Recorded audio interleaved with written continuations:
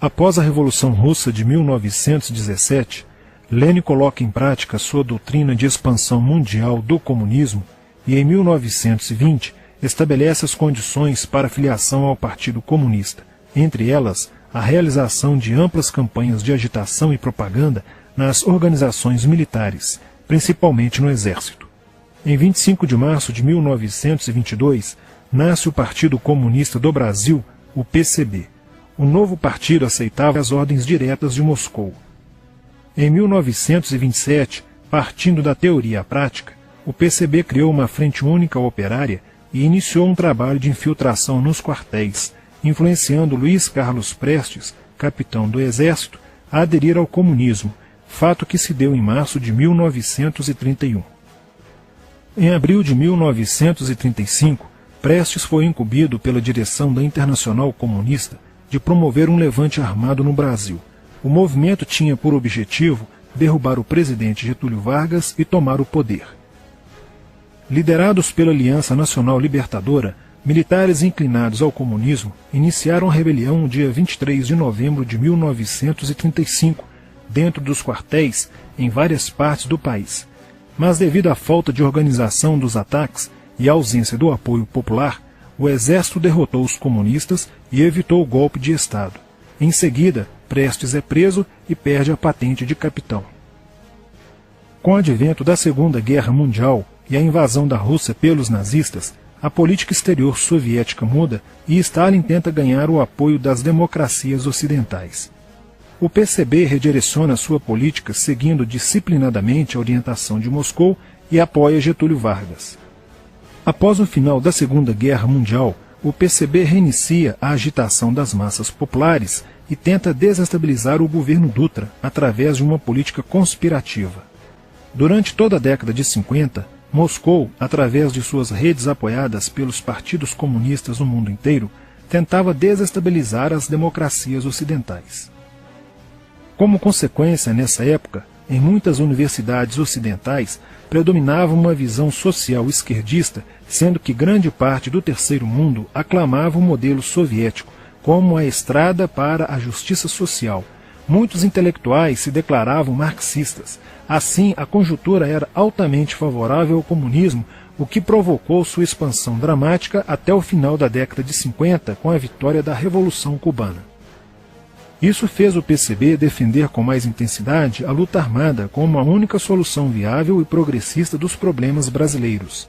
A União Soviética, destinada a aumentar o seu campo de influência no continente americano, despertou interesse pelo Brasil, um país de dimensões imensas, fronteiriço com quase todos os países da América do Sul, país estratégico no cenário mundial que poderia pender o fiel da balança para o lado comunista. Nos primeiros anos da década de 60, o Brasil passou a viver período de crescente instabilidade política, militar e institucional. Em 1961, Luiz Carlos Prestes encontrou-se com Nikita Khrushchev em Moscou para planejar a Revolução Agrária no Brasil. Neste mesmo ano, no governo de Jânio Quadros, o Partido Comunista Brasileiro enviou a Cuba, com o apoio de Fidel Castro, dezenas de brasileiros para o treinamento político-militar, visando a preparação de quadros revolucionários para desencadear ações de guerrilha rural e urbana no Brasil. Os chineses também colaboraram para a tentativa de implantação do comunismo no Brasil, recebendo na Academia Militar de Pequim, em 1962, um primeiro contingente de brasileiros, visando a formação de quadros guerrilheiros para o movimento que viria a ser implantado na região do Araguaia. No nordeste do Brasil, Francisco Julião organizava as ligas camponesas, com militantes treinados em Cuba. O apoio cubano concretizou-se no fornecimento de armas e dinheiro, além da compra de fazendas em Goiás, Acre, Bahia e Pernambuco, para funcionar como campos de treinamento. No dia 4 de dezembro de 1962, o jornal O Estado de São Paulo noticiou a descoberta e o desbaratamento de um campo de treinamento de guerrilha no estado de Goiás, em uma das 3 fazendas pertencentes às ligas camponesas. Enquanto isso, Goulart governava o país de uma forma pendular. Ora pendia para o lado dos comunistas, ora para o lado dos conservadores. Em setembro de 1963, tudo indicava que o país caminhava para uma revolução de esquerda, principalmente com João Goulart apoiando a sindicalização de sargentos, promovendo a quebra da hierarquia e da disciplina nas Forças Armadas. Em 4 de outubro de 1963, Goulart solicita o estado de sítio ao Congresso Nacional, pelo prazo de 30 dias. A manobra foi repelida pelo Congresso e João Goulart passou a conduzir ações no sentido de implementar o projeto golpista que desaguaria em um regime totalitário de esquerda. Insuflado e orientado por seu cunhado Leonel Brizola, pregava a necessidade de reformas de base e a implantação de uma república sindicalista. Controlando o aparelho sindical, o governo promovia o grevismo, a anarquia e o caos. O país passou a viver dias de intranquilidade, estagnação econômica e inflação descontrolada.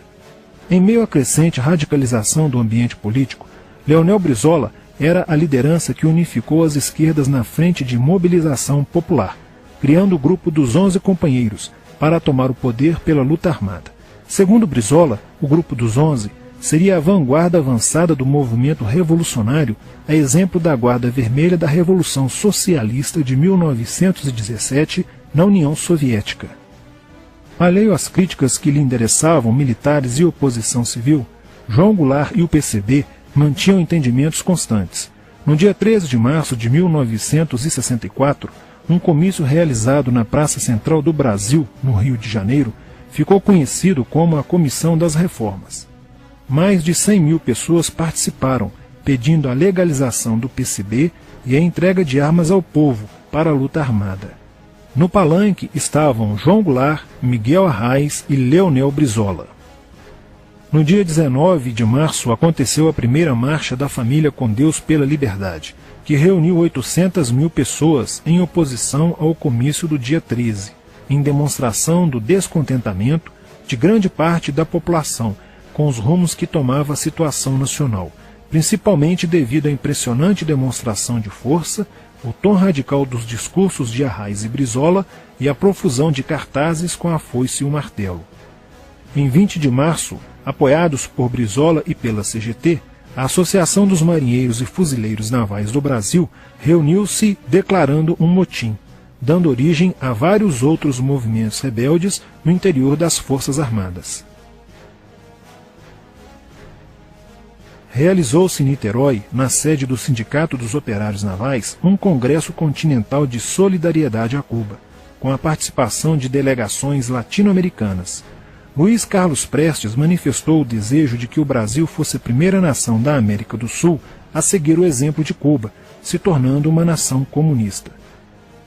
Na véspera de 30 de março de 1964, João Goulart, ignorando o pedido de assessores e do seu líder na Câmara, Tancredo Neves, compareceu à sede do Automóvel Clube para uma homenagem da Associação dos Sargentos da Polícia Militar.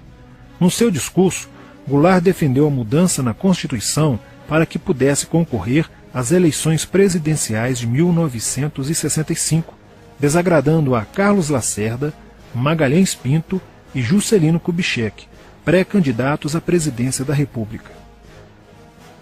O golpe da esquerda já estava preparado para 1º de maio de 1964, caso o Congresso Nacional não aprovasse as mudanças.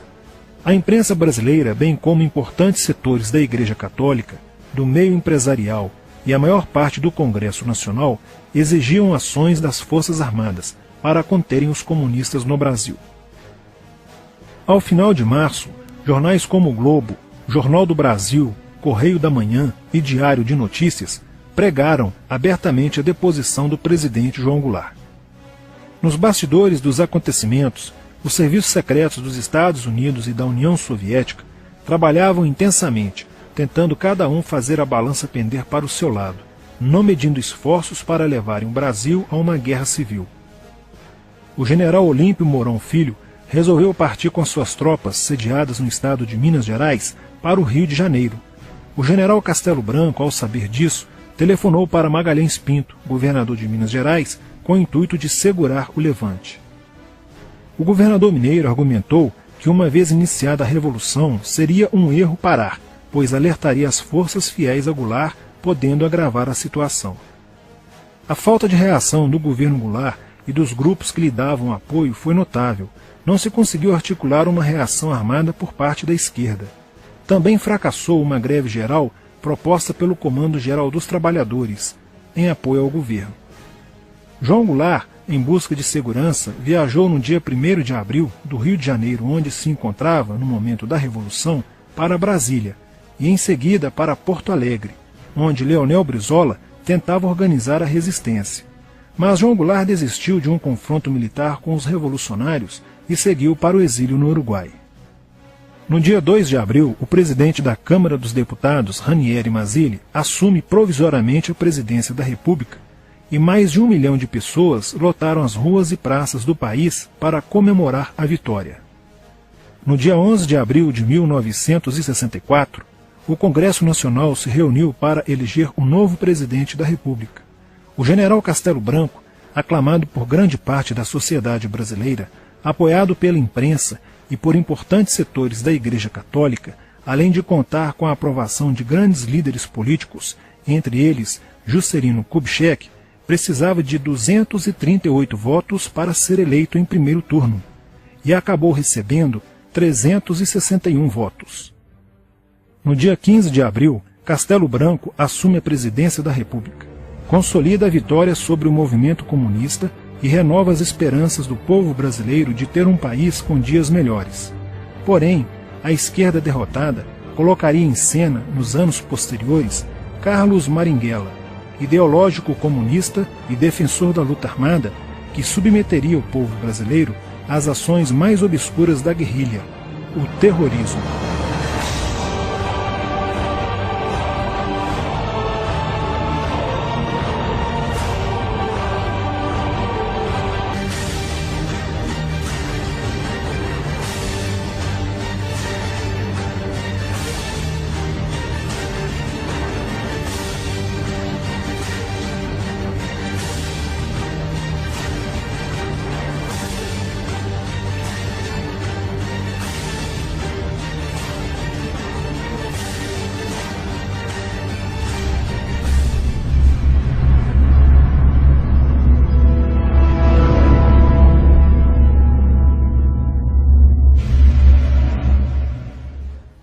Em 1959, quando Fidel Castro anunciou ao mundo que sua revolução era comunista, passou a ser apoiado por Moscou. Com isso, a União Soviética iniciou uma campanha para dominar com a ideologia marxista a América Latina, onde os partidos comunistas formariam grupos de guerrilha armada com dinheiro soviético, repassado por Cuba. No Brasil, foram criadas 29 organizações guerrilheiras, onde Fidel Castro vislumbrou expandir sua revolução comunista. Em 1961, o presidente do Brasil, Jânio Quadros, condecorou o guerrilheiro cubano Che Guevara com a Ordem do Cruzeiro do Sul, sem imaginar que 4 meses antes o Partido Comunista Brasileiro acertara com Fidel Castro o envio de jovens brasileiros para o treinamento de guerrilha em Cuba, com a finalidade de preparar quadros revolucionários que desencadeariam a luta armada no Brasil. As ações armadas já existiam antes de 1964 no governo de João Goulart, através das Ligas Camponesas de Francisco Julião e do Grupo dos 11 de Leonel Brizola.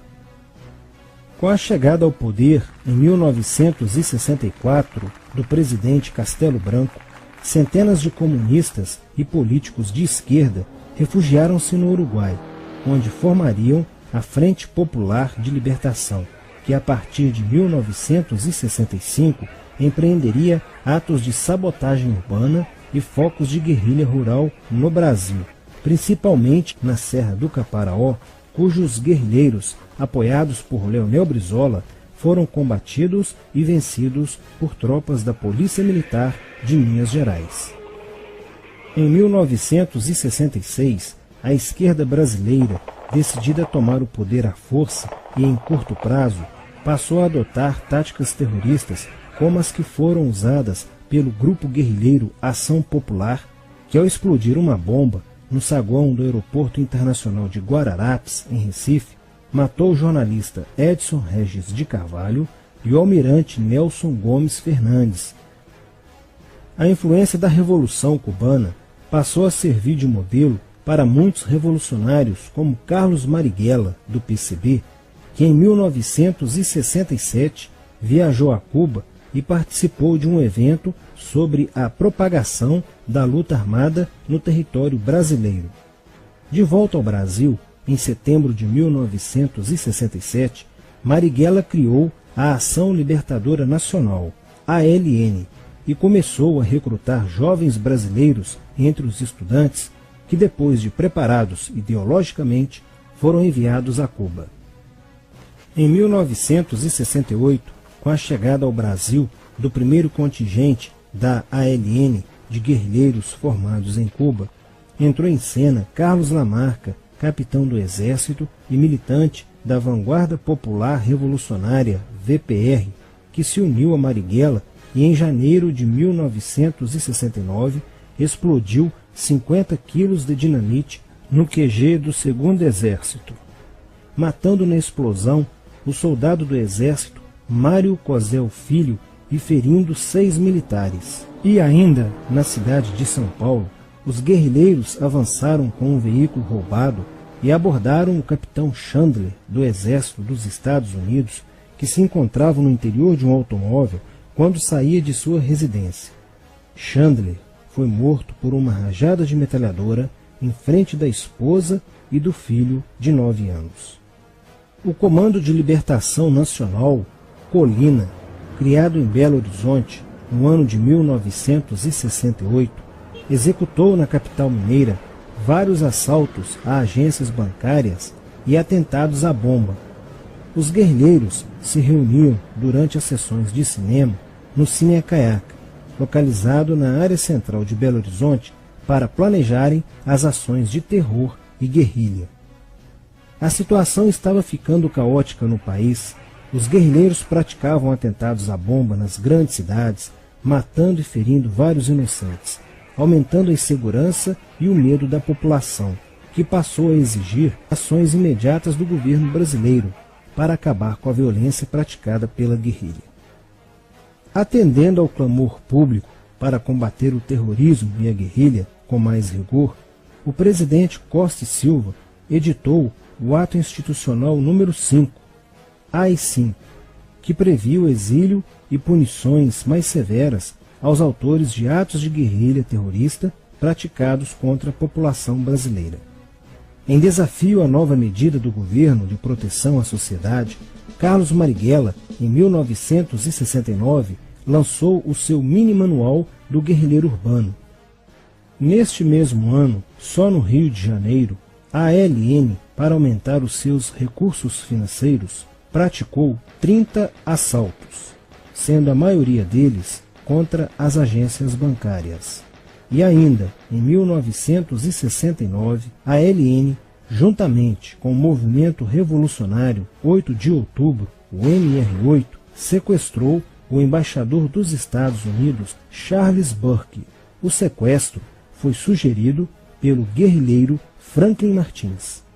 Os guerrilheiros exigiram a libertação de 15 presos políticos, dentre os quais se encontrava José Dirceu.